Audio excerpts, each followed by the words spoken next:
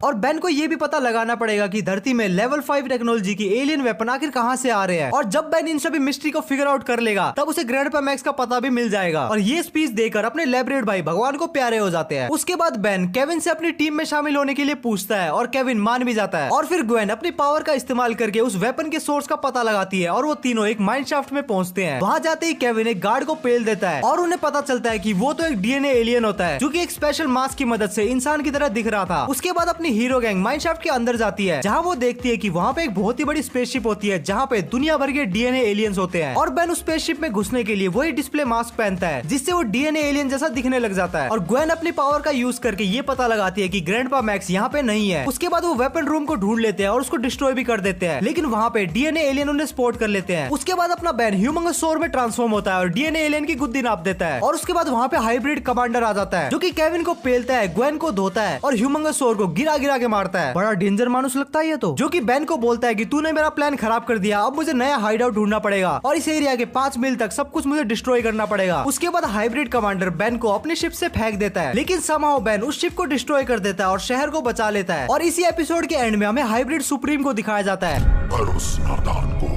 जरा भी अंदाजा नहीं इस बार वो किसके खिलाफ खड़ा है। हाँ, जल्दी पता चल जाएगा।